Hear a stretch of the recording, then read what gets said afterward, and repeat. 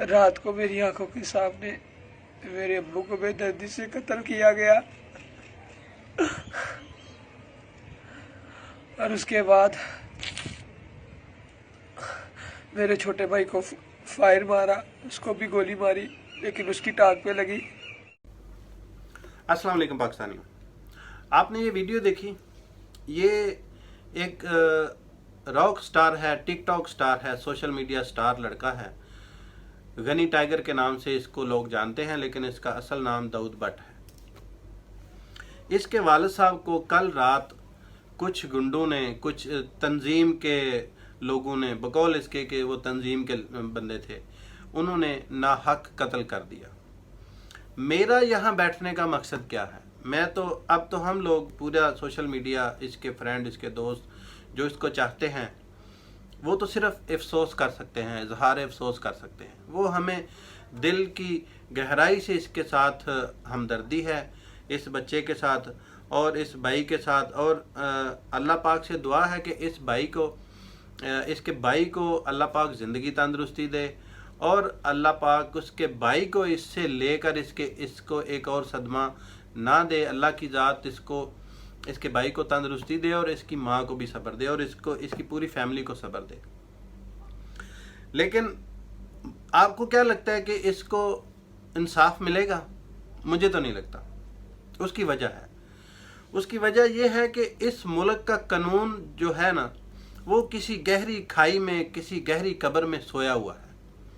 यहाँ पर भाई मॉडल टाउन में 18 कत्ल कर दिए जाते हैं दिन दिहाड़े, किसी को अब आज तक इंसाफ मिला? सानिया साहिवाल की सबको याद होगा, 2 मासूम बच्चे अभी तक रो रहे हैं कि हमारे माँ बाप को किस जुर्म में कत्ल किया गया, अभी तक उनको इंसाफ नहीं मिला। मुझे नहीं लगता कि हमारी अदालतें, हमारे वकील इस बच्चे को इंसाफ दे सकेंगे। लेकिन मेरी दुआ है कि अल्लाह करीम जिसकी नज़र से कोई बदबख्त जुर्म करके बच नहीं सकता, जिन लोगों ने इसके बाप को नाजायज़ ना हक कत्ल किया है, अल्लाह पाक उनसे हिसाब ले और उनको इबरतनाक सज़ा दे अल्लाह की ज़ात। क्योंकि मुझे इस मुल्क के कानून पर बिल्कुल भी इतबार नहीं है, क्योंकि इस मुल्क के जो चीफ जस्टिस हैं, उनकी जो 100 मोटो वाली पटारी है ना, 100 मोटो की संदूकड़ी है, वो सिर्फ अमीरों के लिए खुलती है या उसके लिए खुलती है जो इस मुल्क के लिए अच्छा काम करना चाहता है। इस मुल्क में जो गरदार हैं, दहशतगर्द हैं, इस तरह के दरिंदे हैं, जो ये जुल्म हुआ है गनी टाइगर के साथ, इस तरह के लोगों के लिए ये वो पटारी नहीं खोलते। ये वो 100 मोटो चीफ जस्टिस साहब, अगर जान की अमान पाऊँ तो कुछ अर्ज करूँ। आपका 100 मोटो उस वक़्त तो एक्शन में आता है जब इंडिया के साथ हमारी जंग लगी हुई है और चीफ ऑफ आर्मी स्टाफ की एक्सटेंशन रोकने के लिए एक दरख्वास्त आती है और आपका 100 मोटो खड़ा हो जाता है, तैयार हो जाता है। एक डॉक्टर कोरोना के साथ लड़ रहा है और आप उसके ऊपर 100 मोटो तो ले लेते हैं कि आप काम सही नहीं कर रहे, क्योंकि वो इमरान खान का बंदा है।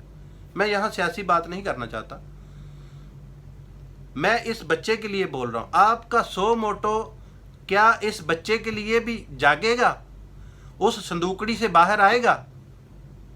मुझे नहीं लगता आएगा। अगर इंसाफ नाम की चीज़ इस मुल्क में है तो आइए इस बच्चे के साथ इंसाफ कीजिए कि ताकि किसी और दूसरे गनी टाइगर के साथ ऐसा जुल्म ना हो।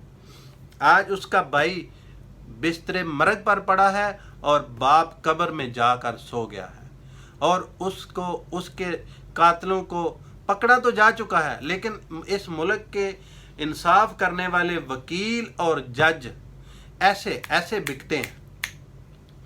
क्या पता कि 2-3 दिन या 4 दिन या 6 महीने बाद यही कातिल बाइज्जत बरी हो जाएं, या शक का फ़ायदा देकर इनको माफ़ कर दिया जाए या इनको बाइज्जत बरी कर दिया जाए।